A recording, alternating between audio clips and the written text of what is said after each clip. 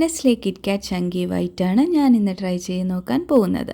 ഇത് ഒറ്റ വലിയ ഫിംഗറുള്ള ഒരു കിറ്റ്കാറ്റാണ്. സാധാരണ നമ്മുടെ കിറ്റ്കാറ്റ് 2 ഫിംഗർ, 3 ഫിംഗർ, 4 ഫിംഗർ അങ്ങനെയൊക്കെയാണ് കിട്ടാറ്. ഇത് പക്ഷേ ഒരൊറ്റ വലിയ ഫിംഗറാണ് കേട്ടോ.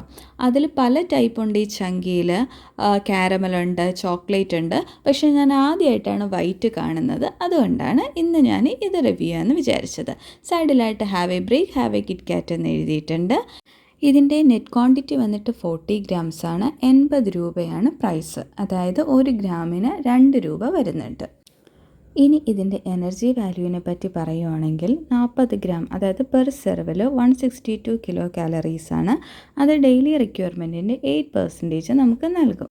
പിന്നെ ഈ ഭാഗത്തായിട്ട് ഇൻഗ്രീഡിയൻസ് കൊടുത്തിട്ടുണ്ട്. വേണമെന്നുള്ളവർക്കൊന്ന് പോസ് ചെയ്ത് വായിച്ച് നോക്കാവുന്നതാണ് കേട്ടോ.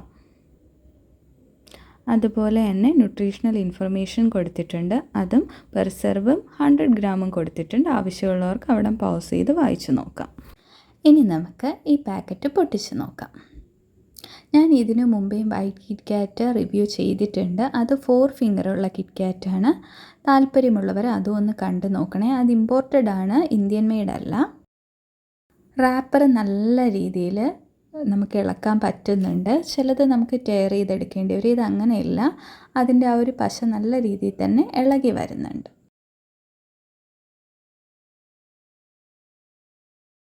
പാക്കറ്റ് തുറക്കുമ്പോഴത്തേക്കും ബാക്ക് സൈഡാണ് കാണുന്നത്. ബാറിൻ്റെ ചെറുതായിട്ട് താഴെ വെച്ചിട്ടൊന്ന് പൊട്ടിപ്പോയിട്ടുണ്ടായിരുന്നു കേട്ടോ. നല്ല വൈറ്റ് കളറിലെ കിറ്റ്കാറ്റാണ്. വൈറ്റ് കളറിൽ 3 സെഗ്മെൻറ്റ്സ് ഉള്ള ഒറ്റ ഫിംഗറാണ്. അതിൻ്റെ ഒരു സെഗ്മെൻറ്റ് ചെറുതായിട്ടൊന്ന് ബ്രേക്ക് ആയിട്ടുണ്ടായിരുന്നു. അതിൻ്റെ മേളിലായിട്ട് കിറ്റ്കാറ്റ് എന്ന് അവർ ഇംപ്രിൻറ്റ് ചെയ്തിട്ടുണ്ട്. അപ്പോൾ ഇതാണ് റാപ്പറും അതിൻ്റെ അകത്തുള്ള കിറ്റ്കാറ്റിൻ്റെ ഫിംഗറും. സോ ഏകദേശം ഈ കിറ്റ്കാറ്റിൻ്റെ ഫിംഗർ ഇങ്ങനെ ഇരിക്കുക. ഇടയ്ക്ക് ബ്രേക്ക് ആയിട്ടുണ്ട്. അത് ജോയിൻ ചെയ്ത് വെച്ചാൽ ഞാൻ വീഡിയോ എടുത്തിരിക്കുന്നത്. കണ്ടോ, ഉള്ളിലെ വേഫർ നല്ല ചോക്ലേറ്റ് ഉള്ള വേഫറാണ്. അതായത് വേഫറും അതിൻ്റെ ഇടയ്ക്ക് ചോക്ലേറ്റിൻ്റെ ക്രീമുണ്ട്. പുറമേ ആയിട്ട് വൈറ്റ് ചോക്ലേറ്റിൻ്റെ കവറിങ് ഉണ്ട്. വൈറ്റ് ചോക്ലേറ്റ് എന്ന് പറയുമ്പോൾ നമ്മുടെ മിൽക്ക് പൗഡറാണ്, വൈറ്റ് കോമ്പൗണ്ടാണ് നോർമലി യൂസ് ചെയ്യുക. എങ്ങനെയാണ് അതിൻ്റെ ടേസ്റ്റ് എന്ന് നമുക്ക് കഴിച്ചു നോക്കാം. ഞാൻ ആ പൊട്ടിയ പീസ് കഴിച്ചു കേട്ടോ. കുറച്ച് കഴിച്ചായിരുന്നു.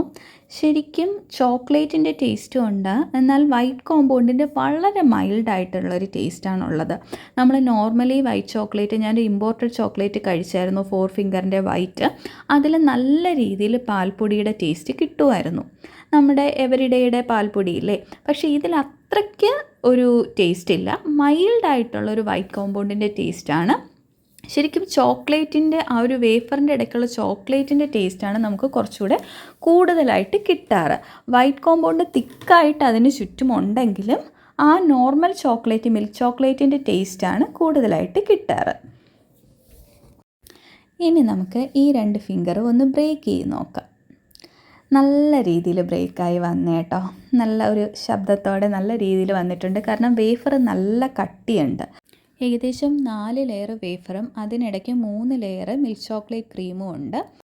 ഇത് ഞാൻ ചുറ്റുമുള്ള വൈറ്റ് കോമ്പൗണ്ട് ജസ്റ്റ് ഒന്ന് റിമൂവ് ചെയ്തതാണ് കേട്ടോ.